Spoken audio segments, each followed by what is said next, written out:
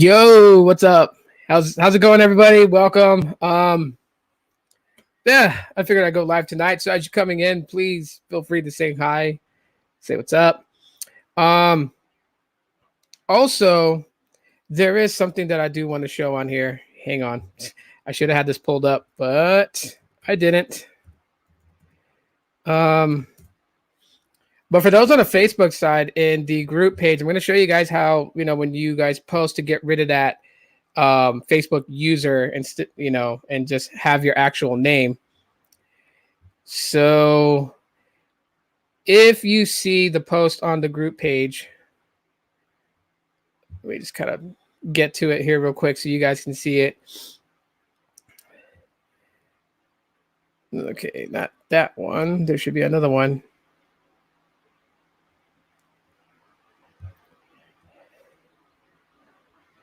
Okay, so let me screen share this real quick. Yo, my daily side, what's up? What's going on? Welcome. I'm glad to have you here. Oscar, glad to have you here in the building too as well. Let me share this real quick.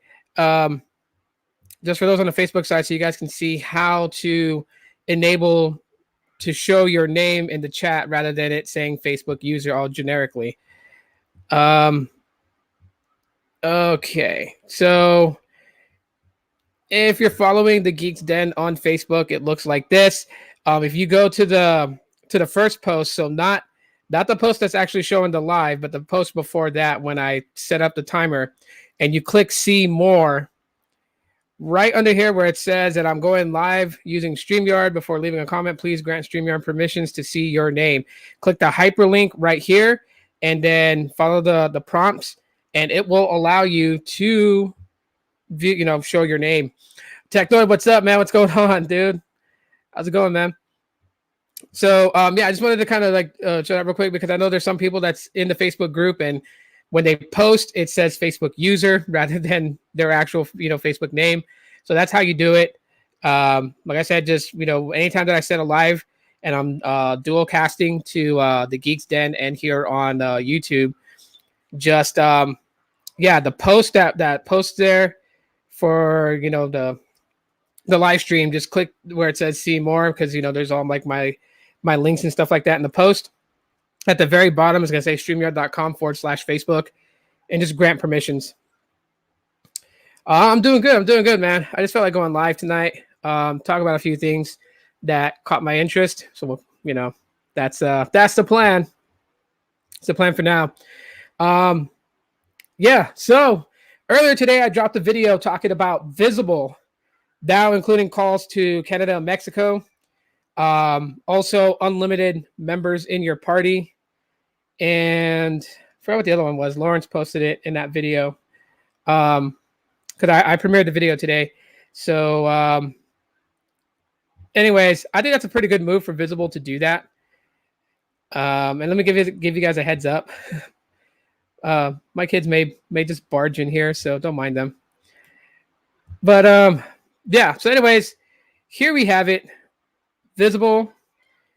And as you guys can see, as low as $25 a month when you take advantage of Party Pay. It tells you a little bit of the services you get here. One line of service, powered by Verizon, now with 5G, unlimited minutes and text. It's kind of funny that they say that they kind of like do this right now. Unlimited minutes. It's like, I haven't heard that terminology used in a long time. Unlimited minutes and text.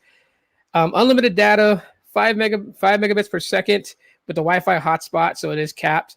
Wi-Fi calling on compatible devices, and now this right here, calling and texting to Canada and Mexico.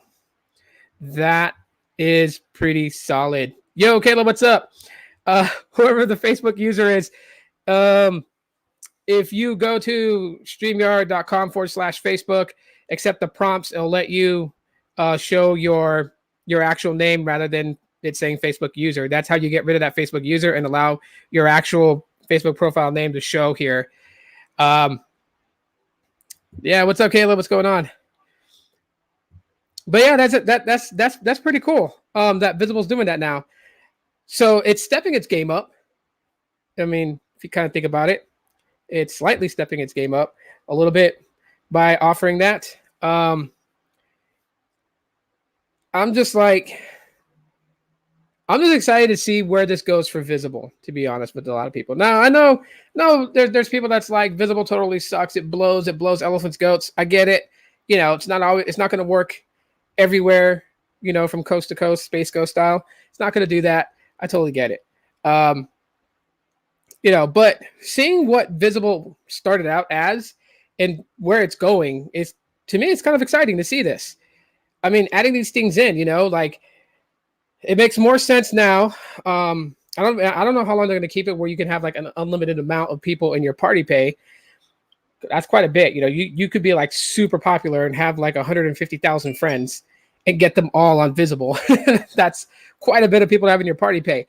I do want to emphasize this. I think I said in the video, but I still get asked, if you go beyond 4 people in your party pay, it doesn't completely wipe out your bill. They're not going to keep reducing it to $5. There's no way in hell you're going to get credit of, $5 per people in your party pay every month continuing on.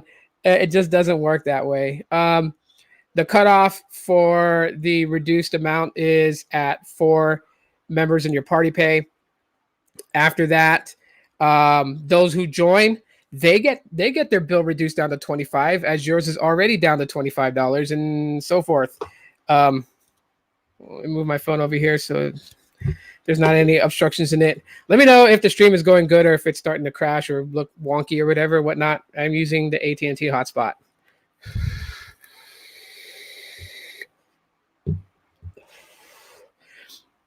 So yeah, this is actually pretty cool. The calling to Canada, Mexico. I think a lot, there are people out there who could use this and would need this. Let me turn off notifications on this phone. Don't want to be bothered. And that's a good thing. Like, I know that that my lady has family in Mexico that she wants to keep in touch with every now and then. So this will utilize. This will be great. You know what I mean? I believe still GoogleFi kind of tops that. With like what things like 150 countries. Roughly about that you can call to. But nonetheless, this is stepping its game up. It really is. Let's see. Chilling. Still getting over a torn ligament. Oh. Ouch. Bro, man. Hope for speedy recovery, dude. Yeah, that's gotta hurt. So, yeah, at the end of the day, Visible, pretty solid. Stream is tremendous. Every time I hear that word tremendous, I just think of Sneed when he says it all the time. It's tremendous. Speeds are tremendous. No, shout out to Sneed, whatever he's doing right now, wherever he's at. But yeah, big shout out to Visible. Pearl, if you see this later, hit me up on an email. Definitely want to have a conversation with you about Visible's future. So I don't know if she still watches my videos on this, but she works with Visible. So shout out to Pearl. Yeah, so here's something that's pretty interesting for a lot of you guys that use Twitter. Looks like Twitter is going to be doing some sort of monetization. I didn't read the article fully, so I'm going to read it with you guys. But this is actually quite interesting. So let's go here. Twitter may monetize TweetDeck and introduce a subscription service. So this is pretty interesting. Let me go back up to the top. This comes from Android Police. So I will drop the link in the live chat. So if you guys want to look it up later, go ahead and like bookmark it so you guys can check it out later. Cite my sources, and boom, there it is. All right, but let me go ahead and make this bigger. Well, actually, let's just full screen this. Says you guys don't need to see my ugly mug to know what's going on. Twitter may monetize TweetDeck and introduce a subscription service. This was posted 10 hours ago on Android Police. It says Twitter is keen on reducing its dependence on advertisements as the primary source of revenue. In a bid to achieve that, the social media company is thinking of new income streams. According to a report by Bloomberg, one such avenue is a subscription service. Codenamed Rogue One, the subscription has already been spotted in the app by a developer on Twitter. Bruce Falk, and I said Falk, FALCK. The company's head of revenue products confirmed in a statement given to Bloomberg that the company may include it in its plan of improving the revenue mix. There's no word on what it will offer if it does, but an ad-free experience is the first thing we would expect. So it goes, paid subscriptions aren't the only option, though. Another idea that's floating around is putting TweetDeck behind a paywall. If you're not aware of it, it is an alternative web client that shows multiple Twitter feeds at once. It hasn't been monetized yet, but it's also not as actively maintained. This may be changing, though, as Twitter's product lead recently tweeted that it was going through an exciting overhaul. Additional ideas include tipping, paying for undue send, and profile customizations. So it's best not to expect these changes to crop up anytime soon, though. Bruce added to this subscription statement that said, do not expect any meaningful revenue attributable to these opportunities in 2021. Okay, so Twitter be doing some fun stuff here. All right. Yo, what's up? Hey, how's it going? Jose, welcome. So Twitter looking to do some sort of subscription-based monetization thing or whatever. Here's the thing, though. Okay, like personally, I'm not a huge fan of, the CEO of Twitter and his mentality. I'm not a big fan of this cancel culture. I'm not a big fan of silencing people because you don't agree with them. Oh, I can't go tell my mommy on you, so I am definitely going to, ban your account off of this. Yo, Sneed, what's up? What's going on, dude? Wow, comments come in when I'm like reading these articles.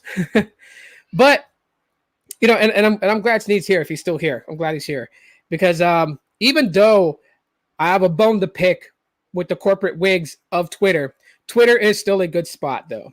I'll say that. Every place has its good and bads when it comes to social media. Let's not forget that. But Twitter can be used as a very good tool, especially for content creators. Now, here's the thing.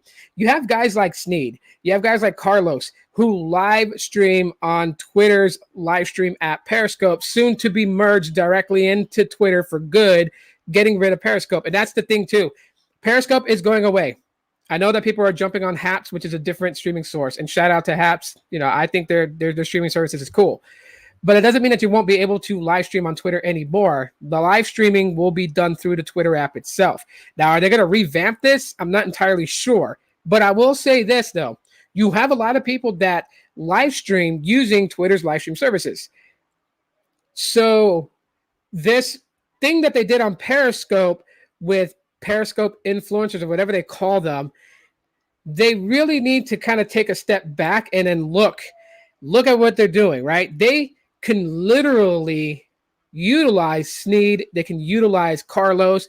They can utilize Apple Watch. They can utilize all these guys who draw in people to watch their live streams, whether they're speed testing in their cities, whether they're, talking about specific things that's coming, that's going to impact consumers regarding the mobile network. They draw in a lot of people to watch, okay? Now, I know everybody hates ads. So, yeah, of course, like YouTube has, YouTube Premium. If you want to bypass ads, yeah, premium subscription. Some people are going to boo me for saying that, but I'm just saying these guys work their butts off to research, analyze, cross-reference, compare, fact-check, and then bring you information that's vital to you understanding how the network goes. Just imagine if none of these guys came on YouTube to do any of these things. Just imagine that. Imagine if Sneed never took his time to tell you guys about millimeter wave versus sub-6, 5G, what type of, tower build-outs they're doing, what type of network upgrades. Imagine if Zero Cool did not come on here and give insight to help people understand and understand how the network works. Imagine if Carlos didn't go and burn his bank account, getting just about every new phone that comes out just so he can speed test it on multiple different networks, holding multiple different business accounts on different carriers to provide information for you guys to see. Imagine these guys didn't do it, right? So yeah, I'm advocating that, you know what, some compensation should be there, and YouTube shouldn't be the only place that any of these gentlemen can compensate from. Twitter should actually take the ball on this. Okay, this is one big thing that I've had a big gripe with Twitter. You know, because like Instagram TV is another source that people can go and put videos up. That's where I put videos up, is on Instagram TV. But not everybody wants to get an Instagram account. Not everybody wants to f with Facebook. You know, because Instagram is Facebook, really what it is. Some people just like it in just one place. Twitter be that place.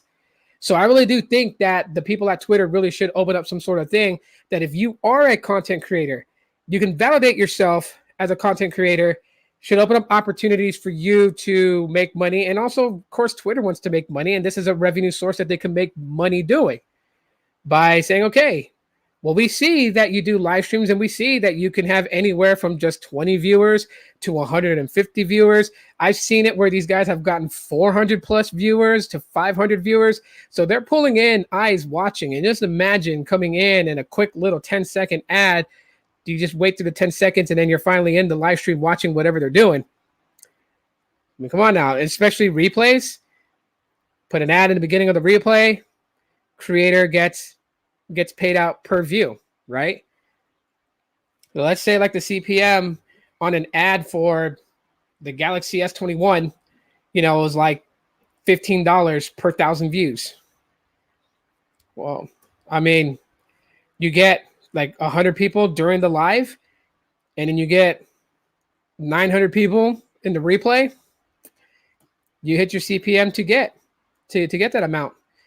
All I'm saying is that Twitter can be a viable option. They just really got to utilize this and bring it forward. Like these ideas that they have to monetize Twitter and use TweetDeck as a way, because you can have multiple Twitter feeds going on in TweetDeck. Not the type of monetization that I'm thinking about. I'm thinking about let's get some of these creators that come on there. Let's get them a way to make money. Just like everybody wants to make money. For the person that goes on there and says, oh, well, you know what, you should only do it for the love. That's me. I love making content. I love live streaming. It's not always about the money for me. But I will say this, it doesn't make you a devil or an evil person if you do this to make money. You know, if you're good at something, might as well make money at it. That's the way the world turns. You're not going to get food without money. You're not going to put clothes on your back without money. So let's get realistic and let's kind of like put that little thing to bed that people just so eloquently like to come on here and bash creators when they say, hey, you can help out the channel by, you know, donating here or donating there. Like let's cut that out and let's just see it for what it is, because 9 times out of 10, anybody else that stepped up here and did what we do, that's one of the things that they're going to do. They're going to ask for it. It never fails. I see people that trash me and said, hey, you know, you tell people that they can support the channel on your PayPal link, bro, all you care about is money. And it's like, but then they start a YouTube channel, and then all of a sudden I hear them throwing out PayPal, Cash App, Venmo, and then they make videos about, hi, I'm a content creator that talks about mobile technology, and if you'd like, you can send me your phone for free and I'll review it with 9 subscribers. Okay, so when the tables turn, yeah, I don't know. That's just something that annoys the hell out of me. I mean, everybody does this for their reasons. I enjoy doing this. Do I make money on it? Yes, I do. Okay. If I was to be able to be offered a deal to make money on Twitter, yes, I'm going to make it. I got kids to support. If I can make more money, logical thing is to try and do that. So it is what it is. But that's Twitter. I really can see a potential in Twitter if they were to change it around a little bit. And, you know, just kind of work, especially with content creators. There's the reason why Storyfire is like I'm glad they're still around, but I'm still kind of annoyed because they kind of pitched this whole thing, you know, Storyfire, we need more content creators. And I'm like, hi guys, I'm a content creator. Try to get on your platform. Applied like 6 months ago so I can upload videos. Yeah, no one's ever got to my application. And I followed your stupid rule by not bugging you guys and just letting you guys take your sweet little time on it. Still nothing. Till today, still nothing. I mean, I can go on the Storyfire app and try to post a video. It's going to tell me apply for, you know, posting videos. Yeah, definitely. Let me get to this. So, oh yeah, I hear you, man. Even OnlyFans is an option. OnlyFans. Oh my god, there's friends of mine on Facebook that has been doing this prank with that OnlyFans thing. They post this little post about, oh, I finally made an OnlyFans because I know some people want to see it. And like at the bottom of their post, it has the dots, and it makes it seem like that you could just click here to see more to get the link. And it really there really is nothing to see more of that post. I don't know. I was thinking like they had some sort of like counter to like literally track. And wow, I didn't even I left it out to the um what the heck? It's supposed to be like scrollable. Oh, I didn't even click it to be scrollable. See, I'm not even on my game tonight. What is wrong with me? What is wrong with me? It's supposed to be scrollable.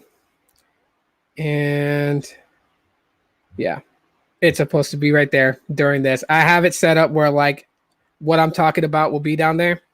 So people that's coming in later can actually, know what I'm talking about in that specific moment. So Tagdo says Storyfire is done. They're never going to let people come on except big guys like Leafy and Keemstar. That's the problem with Jesse. Exactly. You would have thought that, Jesse posting that video on YouTube talking about that Storyfire was going down, whether it was real or it was a hoax. He was like all upset and wanting Storyfire to stay, whatever. And then the big reveal, they got a secret investor who's going to invest their money plus the owner's money, and then Jesse's money would be enough money to maintain them for a whole year till they figure out a way to make money coming in. That way they have a streamline of revenue to keep the service going, right?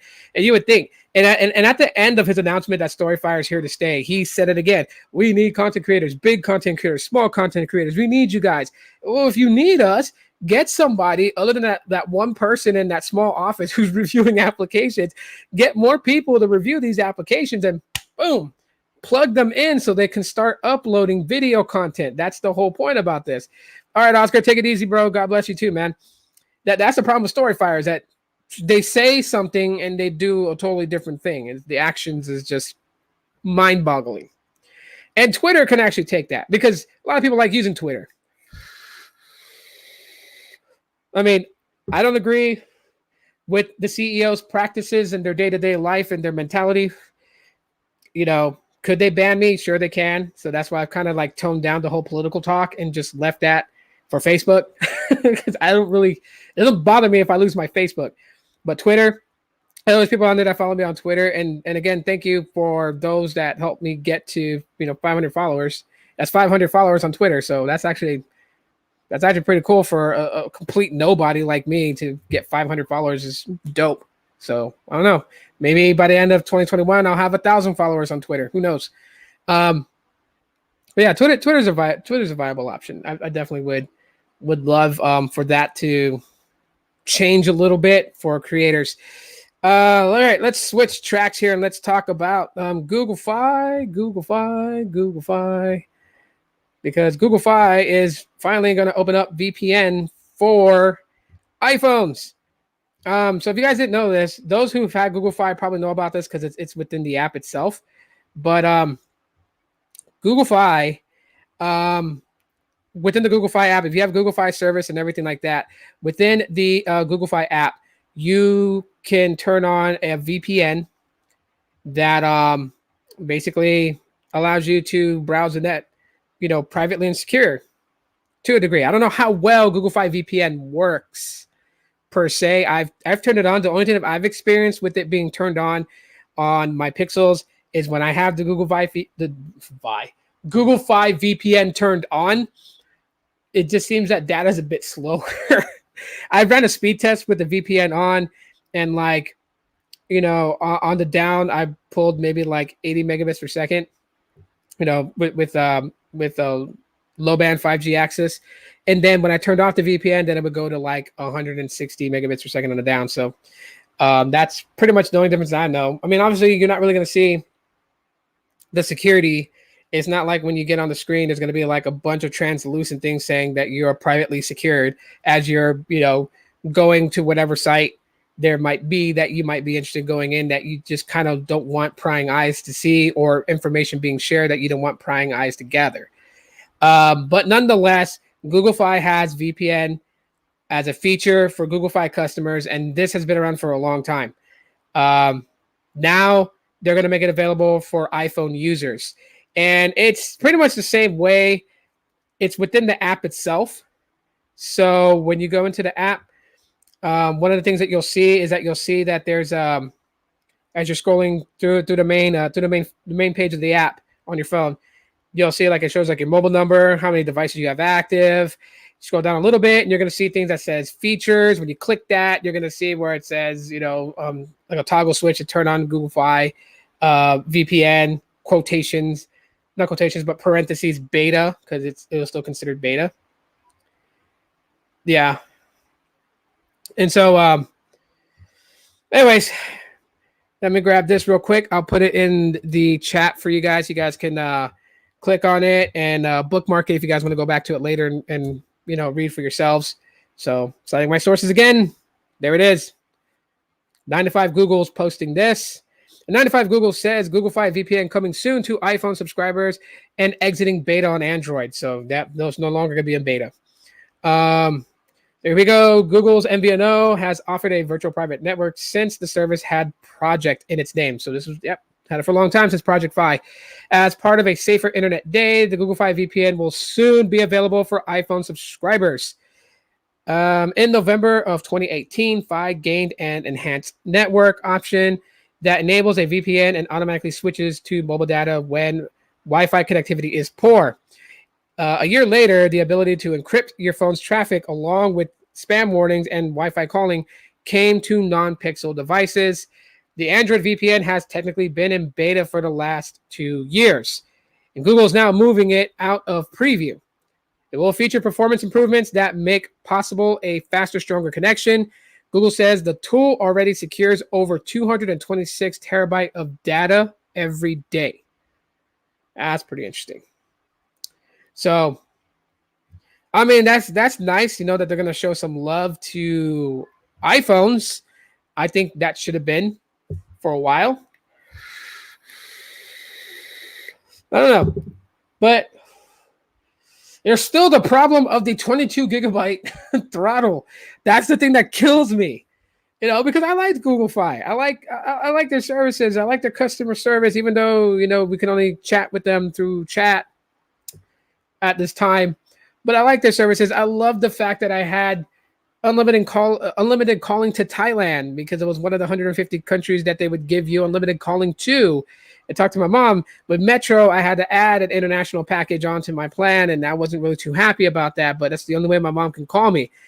But, what overshadows having to add that additional for international calling to call my mom in Thailand is the fact that I am not throttled after 22 gigs. I'm not even throttled after 35 gigs. I'm deprioed after 35 gigs. I got my text today that said I use more than 35 gigs, so I'm deprioed.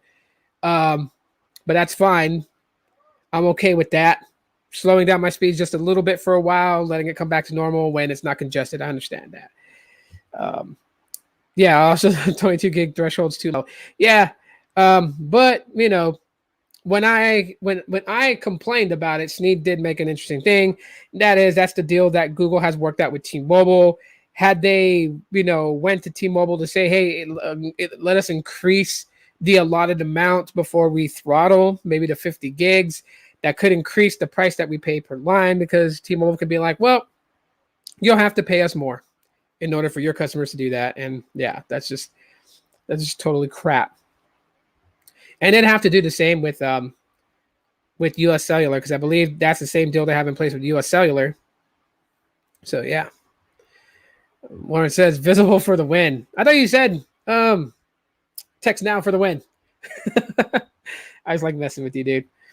So yeah, that was my only beef with GoogleFi. It was just like, if you don't have home internet access always, then yeah, you're dead on arrival coming to GoogleFi. And everywhere that I go to does have Wi-Fi hotspot, but doesn't produce or transmit the best connection. And that's the problem with GoogleFi. Honestly, Google, you got billions, if not close to trillions of dollars. Just build out your own network. Build out your own network, and then you don't have to set limitations. If Google did that, like if Google has been doing that for the last couple of years, and like they announced like they're no longer going to piggyback on T-Mobile anymore or on US Cellular, they've built out their own network across the United States. Boy, would I click my heels like Dorothy and say there's no place like home and go back to Fi. I really would. I would drop Metro.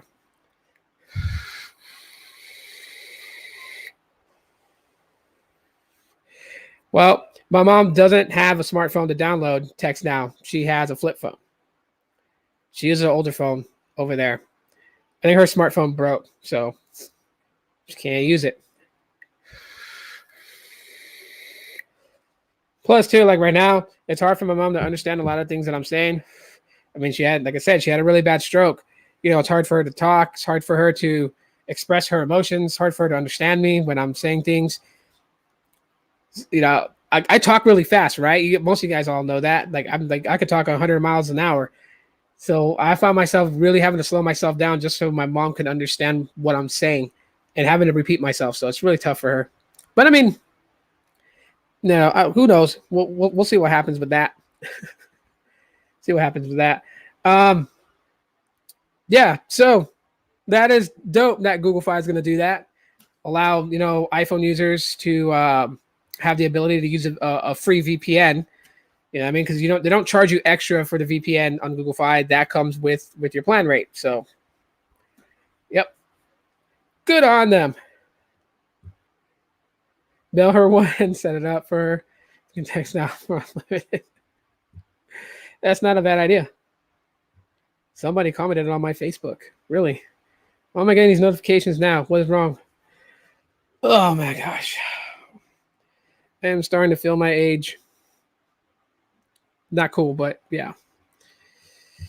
No, let's go shift tracks over to. Let's see here. Well, I didn't even have a thing for that, so I'll make one. Let's create a new banner. Chrome will no longer support devices in the mid 2000s.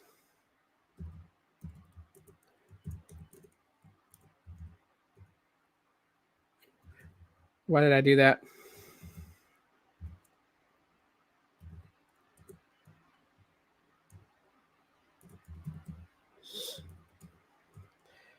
And we'll make it scrollable and boom.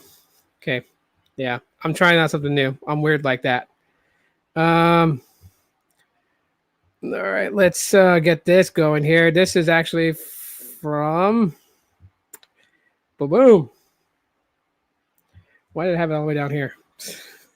This is from Chrome Unboxed. So I'll put this link in the chat. You guys can click on it, bookmark it, whichever.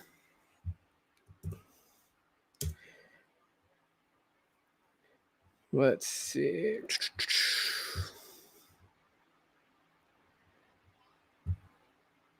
There we go. Boom. Okay. Did you get any Pokemon cards from McDonald's? Nope. The McDonald's here didn't have any. At least the ones that I go to. I'm pretty sure there was probably one somewhere, but I'm not gonna keep driving to every McDonald's. Most of them are not even letting people in. They're still doing it through drive-through. So I'm not sitting in the drive-through line. Something about Phoenix that's weird. A lot of people like McDonald's here because every McDonald's I pass by, drive-through is always packed. People be loving them burgers. They be loving them burgers. Anyhow, yeah, let me flip it here real quick. And yeah, from Chrome Unboxed, this comes in from them. And Google Chrome will no longer support dusty old computers from the mid 2000s. Why did I have to refer to it as dusty old computers? Because there are some people who take care of their computers and their computers are in pristine condition and they're from the mid 2000s. But anyways, says if you're someone who's using the same Windows computer today that you first played your original Guild Wars on or purchased the year that YouTube and Reddit were born, then you may soon face some difficulty going forward if you prefer the Chrome browser for surfing the web. Though admittedly small, the user base for Chrome users on devices dating back to the early mid-2000s still exists. A new policy document published by the Chromium development team states that they will be dropping support for processors that lack something called the SSE3 or Streaming SIMD Extension 3 in the x86 Chrome builds. The requirements to run SSE3 will not affect Mac OS, Android, or Chrome OS devices whatsoever, as they've run this since 2014 on Chrome 35, Android L.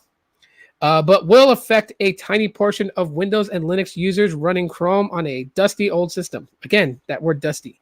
It's like they're really trying to like put that in people's heads, because there could be a 2016 computer that's dusty as hell, and somebody's going to be naive enough to think they're referring to their computer. Those affected will receive a notification beginning with an M87 stating that they need to upgrade in order to use Chrome. Beginning with Chrome 89, attempting to run Chrome on these devices will result in a crash, and the option to install it will be removed entirely when the user's hardware is detected and seen to be insufficient. That's as much as I'll read from that, but that's I can kind of understand why they're doing this. So yeah, it's kind of crazy, but yeah, just putting the word out there. That's as plain Jane as it's going to get with older Windows laptops and stuff like that. That if you like using Chrome browser, which I don't think a lot of people really like using Chrome browser on Windows. I think some people prefer using DuckDuckGo or something else. So at least nowadays it's like that. But hey, if you like Chrome and you got a really outdated PC, just know you're going to have to make some upgrades or just completely buy an entirely new. Well, I mean, if you're running a laptop that old, you really should upgrade. There's a lot more powerful and faster machines these days that you can buy that's going to be more beneficial. I'd at least say that. It'd be more beneficial to do that.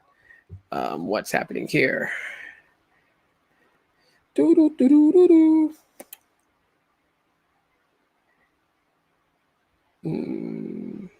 No, Carlos, he hit me back with a reply on Twitter. Yeah, we got Instagram notifications, Facebook notifications, Tubi TV, Twitter, YouTube, Gmail, Haps. Someone called from an 844 number. Don't know you. Storyfire. Want to get featured? Leaders in the community get featured on your leaderboards. Yeah, well, how about turning on my ability to post videos? Let's start with that first, Storyfire, before we go any further. Oh, man. Let's see. Back here real quick. All of them should have it. I know all of them should have it. It's just I'm not gonna chase it. Like they all could have it, but when they run out, they run out. For now, I mean, I think it's like Tuesdays. Every Tuesday they get a McDonald's truck comes. Why is my dog's acting like that? 5-star security alarm. Dogs.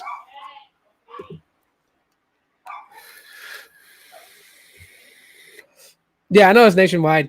I seen your guys' tweets talking about it. I think Kazi got a box of them, didn't he? Prince Kazi. Thank God I got my new MacBook since my PC laptop was from 2015. Yeah, but they're targeting basically mid-2000s. So if you bought like a laptop that was like anywhere between the year 2000 and the year 2010, that's kind of like I guess the area they're looking at. When they said mid-2000s, that's mid-2000s to me. 2015 is beyond that. Yeah. So, anyways, yeah, I'm gonna open it up for a little AMA right now before I dip out of here.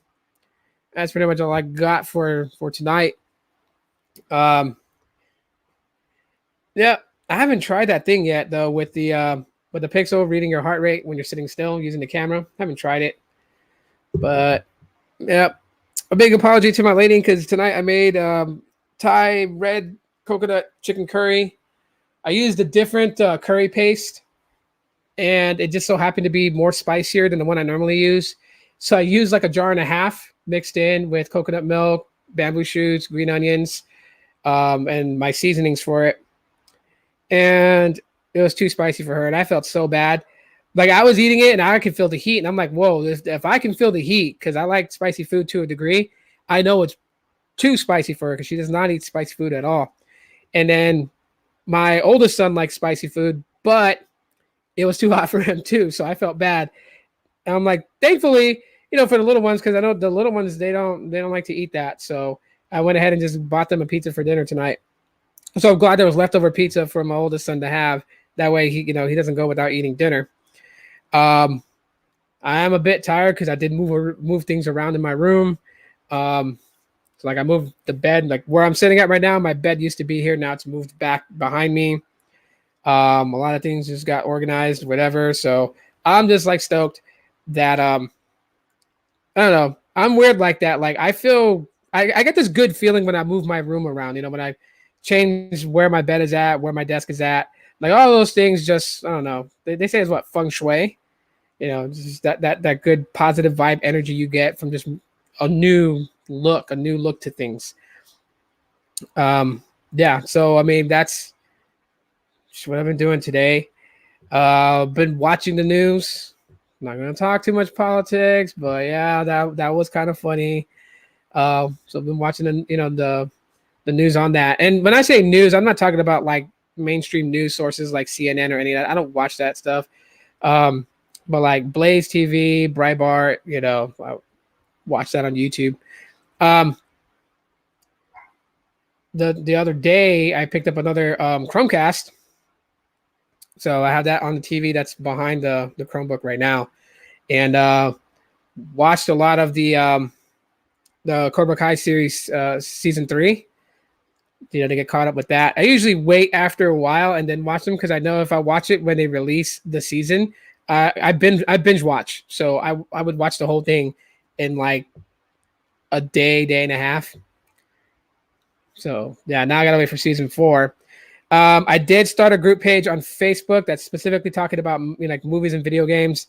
I did do a breakdown analysis of the Godzilla versus Kong trailer, and letting people know if you guys find that group page, if you follow me on Facebook and you find the group and you follow it, just know that there is possibly some spoilers to the upcoming movie. So if you don't want to know any of that stuff, don't watch it. I was gonna upload, like I took the live stream that I did yesterday on that group page and I cut it up to the key specific points that I really wanted to get across, and it ended up being like a 12-minute video instead of a 45-minute live stream. But then I realized if I put it to YouTube, because I play the trailer and I pause to explain certain things that I see in the trailer and all this other stuff, I just figured like, yeah, I wouldn't do it on the main YouTube. I mean, the live streams on my secondary YouTube channel, I put it there just because it's not it's not partnered with YouTube. So go figure, I can say what I want and kind of do what I want to a degree on that secondary channel. But the live stream's there too if you guys want to check it out. I really break it down for the Godzilla versus Kong. I'm actually really, really, really excited for that movie. So that's why I'm doing some coverage on it. And yeah, I'm digging up some info on John Wick 4. I know I'm going to do that on the group page and the second YouTube channel. And maybe some more gaming. Which is better, HP, Microsoft laptop, or Chromebooks? Depends on what you want to do. Because Microsoft laptops that are running Windows obviously can do way, way more than a Chromebook can, but Chromebook is very light. So if all you're doing really is just like browsing and like live streams like this, like that, or playing, Stadia, a Chromebook would be fine. But if you're going to be doing a lot like heavy extreme gaming, or let's say like you're going to run like multiple softwares, like just like a lot of heavy intense things, then Windows is going to be it. Because like with Chromebooks and Chrome OS, I mean, you can download and install Android apps on Chromebooks. That's about the gist of it. You know what I mean? And say you're into music and you decide to go with something like Sony Vegas. That's a huge software to install. You know what I mean? And it's going to take up quite a bit of space, and it's going to require a lot of power to run it. Or if you're going to use Ableton Live or Pro Tools, any of those. I mean, those are huge. If you're doing video editing and you're going a lot further than just Windows Movie Maker Live or any of those those minor video editing softwares, you know, yeah, you're gonna need something powerful. So it just depends on what you're going to use it for. Um, I just use Chromebooks because I live stream. That's probably like the gist of it of what I do, and I make videos. And since I have, luckily back then, Power Director, when you paid the subscription fee, it takes away the Power Director watermark, and for some reason, um, I haven't paid a subscription for Power Director in over a year and a half.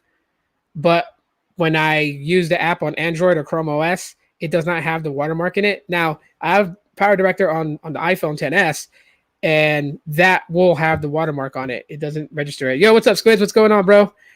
B-Tech Reviews in the house too as well. How's it going, man? It's going good, bro. It's going good. How about you, dude? By the way, everybody, please, if you have not seen Squids' channel, check it out. All right. He talks about the herbals, and he talks about Stadia and plays games from Stadia. So I just thought I'd give everyone a heads up. Please check him out. Subscribe to him if you guys like his content. But yeah, so with Chrome OS on my Chromebook, since that glitch happened with Power Director where I haven't been paying a subscription fee to their services yet, the watermark in the editing when I edit videos on it is still not appearing. They're still off as if I am paying a subscription. I just leave it as it is, and I edit my videos on Power Director. It's as simple as that. Power Director has gotten much better than what it was before. They've added more transitions in to give it like a better effect. You can do video over video. You guys seen them in some of my videos that I've done. What's up, buddy? No, I'm okay. Okay. No, I'm fine, son. Thank you, though. All right. Love you. Bye. No, I'm good. I'm okay. Huh? Come here.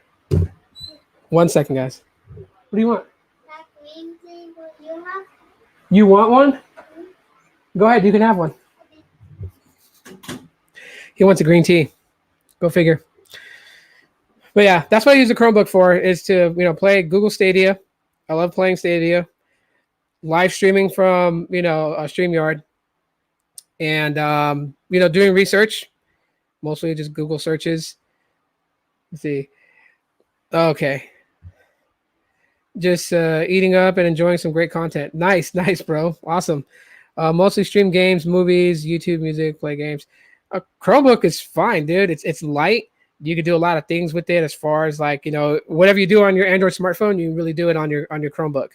You get the best of both worlds because Chrome OS supports downloading and installing, Android apps from the Play Store. If you mod your Chromebook correctly, you could actually just download APK files from like APK Mirror and sideload and install these Android apps onto your Chromebook. So Stadia comes with Chromebooks now. So pumped, just more users incoming the next year or so. Yeah, that's actually pretty cool, man. My other Chromebook, the one that I originally had, the Acer 15-inch touch display Chromebook, I really love that one. I actually finally took a crap. So I have this one and I have another one over there. This one is the R11, the Acer R11. It's kind of outdated. But the cameras on this is actually pretty good. So I use it for live streaming. And then the other one I have here, the other 15-incher that's non-touchscreen, that one I have Stadia running on it. So I play gaming off of that.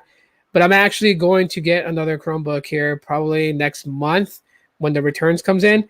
I'm definitely shooting for a Pixelbook Go. But if I can't find one at the price range that I want, definitely probably going for like, another Samsung or an updated Acer. Whatever I find that, fits the bill for what I need out of it. Yeah, because my lady has, she still has her Chromebook. I like hers. Hers is like a 2-in-1 because you fold it completely in half. It becomes a tablet. I like those, but I'm also afraid of those because I figure more moving parts means more destruction, more wear and tear. I get worried about that.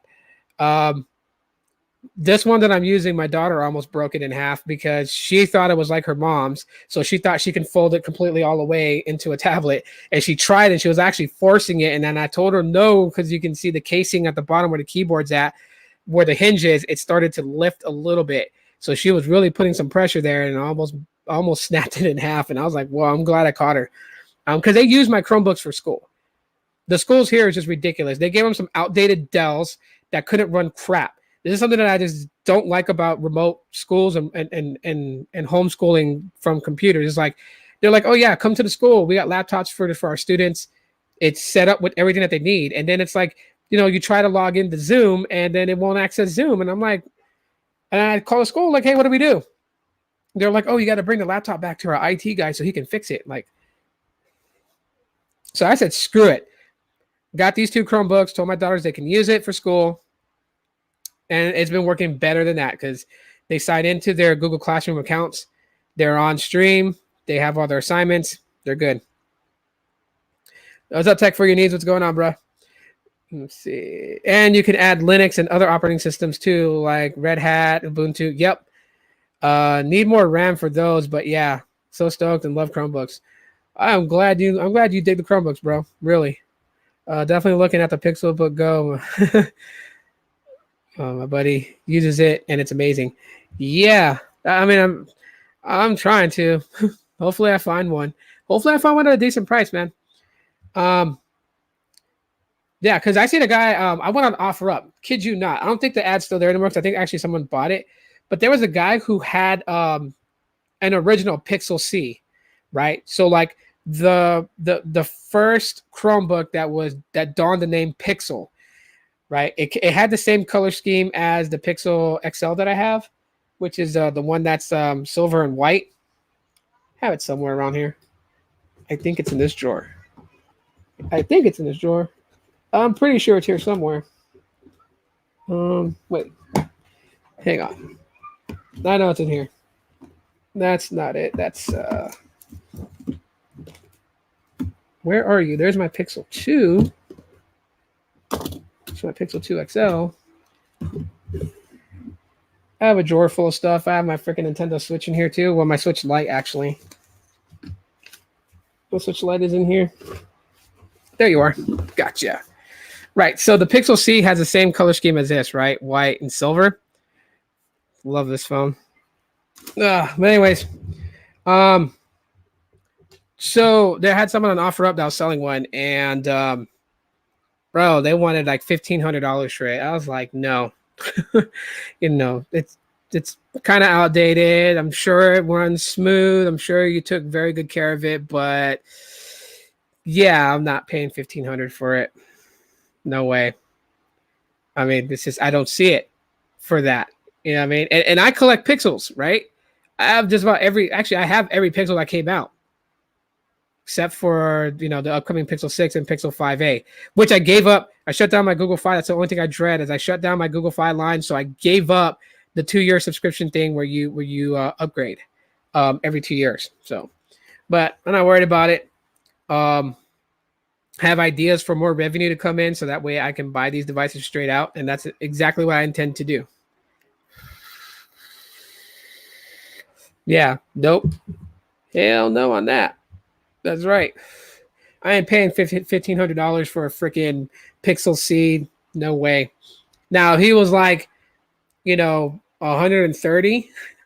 Yeah, that's around my price range for that. But yeah. So hopefully I find a Pixelbook Go. Hopefully. Because I heard great things about them. And I mean, there's like different content creators, like Andy Tran. He does video tutorials. He's a barber. But he also talks about tech and computers. Really weird, but original channel. And he got a part of Team Pixel, so he gets the Pixel devices, but he also got sent a Pixelbook Go, and he was like, he loves it. It's of course Chrome OS. It's lightweight, so there's not a whole lot to it, but it's very simplified. And even if you needed to get down and dirty and have something heavy with it, you can. I.e., you can initiate Linux on it. You can add in, you can dual boot if you have enough space to do it. I mean, you can run Ubuntu on it. You can run other things on it. You just really got to put that effort into it.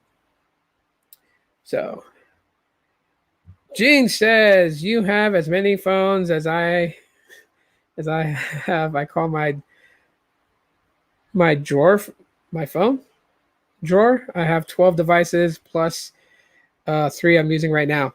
I mean, I think so. In total, what I still have, because I still have all the old devices from Boost Mobile that I bought, that I was unboxing and doing reviews on back in 2017, from 2015 to 2017. So I still have all those. I think that's like well over 30 phones. And then all the Pixels that I have here with me right now, about 5 different iPhones, a Nexus 7 2013 tablet, and then an LG G Pad 10-inch tablet. Yeah, I think that's all I have right now. Oh, and the OnePlus Nord N10 5G, which my lady has. She's really she's trying to get used to that phone. It's funny. She uses it when her Pixel 4a needs to be charged. I notice this a lot, but when both her phones are charged up 100% and she's reaching for a phone to use, she's always going for the Pixel 4a because she really likes the Pixels. So, I mean, for her, 5G is not something that she has to have. I understand where she's coming from on that. I don't expect everyone to give a damn about 5G. And I'm not gonna force that on people. But for those who actually want 5G and care about having 5G, then yeah. You know what I mean? Google Go is, in my view, a cheap version of Android devices, low budget devices. But also understand this. With Android Go, it's light. Initially, Android Go the program was developed and meant for these phones to work in other countries where their network is not as built out as it is here in the US or in China or in Japan or in South Korea. So we're talking about like in mid Africa area. We're talking about, out there in Samoa, America, well, not American Samoa, but just, actual Samoa, because there's American Samoa and Samoa. Out there in Fiji, out there in Tonga. There's places like that. That's where the network's not really built out. So these phones are supposed to be able to run with low data speed connections. The apps are light, so they don't require a lot of data use activity as far as running in background, and they don't require much RAM to run. But the OnePlus N10 5G is a okay device. It switches every 3 minutes from 5G to 4G and vice versa. Yeah, that depends on your area. If you have the 5G coverage, then of course, you'll be linked to it. If you don't, you don't. If you're in a border area where 5G is just barely touching, you're going to be flipping back and forth. I can tell you this much right now. So my Pixel 5, that's the one I have on Metro by T-Mobile. And the 5G, at least where I'm at right now, is okay. It's decent, 200 megabits plus on the down. So sometimes 240, 250, something like that. Yeah, buddy. Okay. That's fine. So go play with your sister, your other one. Go play with Destiny. Okay.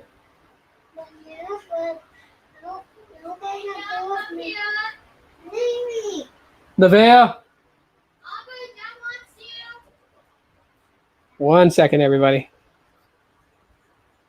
Yeah, don't leave Rain by himself. Go. No, I was not even. He got angry. I don't. Yeah, they don't get along sometimes. Okay, but don't let your brother feel left out. I know, no, he was on this. I'm just saying, don't let your brother feel left out. I'm not saying you are doing that. Kids will be kids. So we got here. I hate that because when I'm in a call, the network drops the call, so the device can switch from 5G to 4G. Huh. Wow. Are you specifically relying on VoLTE? Because if you're completely on cellular, I wouldn't really see how for it switching from 5G to 4G would actually disconnect your call. Unless you're using VoLTE, then yeah, I can see that.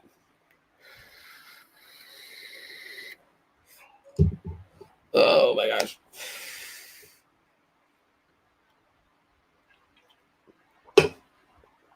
Anyhow.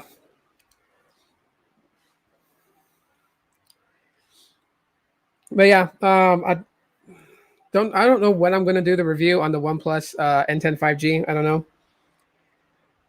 I need my lady to use the phone so she can give me feedback from her perspective of the phone.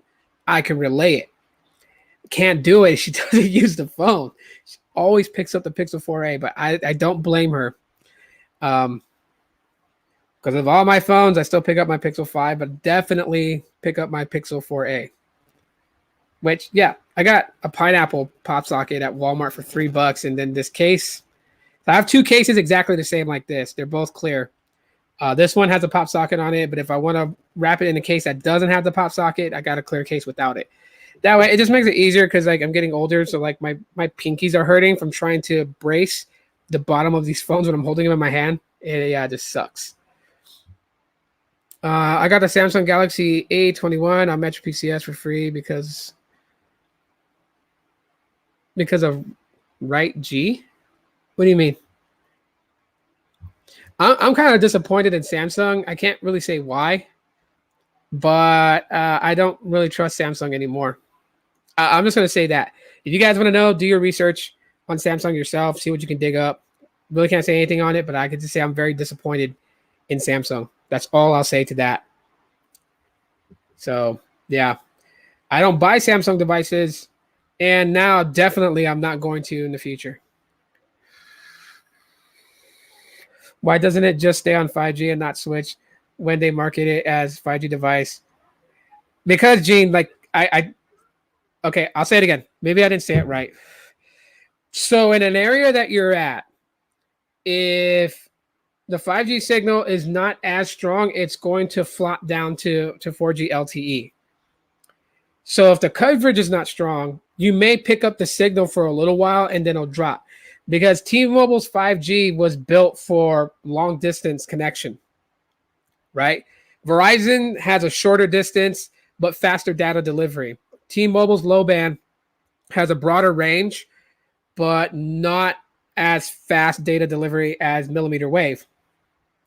If you're at the edge of a radius of how far that specific tower outputs the 5G signal, you're going to go in and out of the connection. It doesn't just stay. And I mean, you really have to be at that threshold point because technically what your mobile phones does is like when it's connected to a network, if the network is having weaker signal, what tends to happen is that the phone starts to draw more battery power to keep that connection. If the phone realizes that it's going to draw too much power that could cause damage to the phone, especially the battery, then it will just sever that connection to whatever's underneath that. Like if it was only 4G LTE and 3G, it would drop to 3G. 5G is still something new. It's still something that's slightly being built out. It will drop to 4G. Now, you can try, if you go into settings, I don't know, I don't have the OnePlus N10 with me, so I can't. I can only go with like what my Pixel 5 has. And on my Pixel 5, when I go to settings, so when I go to settings, I go to network internet, and then I click on where it says Metro by T-Mobile. Right here, it has these options. And it says 5G preferred, and I have it on that. It's 5G preferred. It's recommended, actually, 5G recommended. But my phone will tend to go in and out in certain places here in the city. Like I went to, it's not far from here, so 16th Street and Camelback. I was right there by the CVS, and I lost 5G connection and connected to band 41 LTE side, so not N41, not the 5G signal. They haven't updated those here yet. They're doing them, but not yet.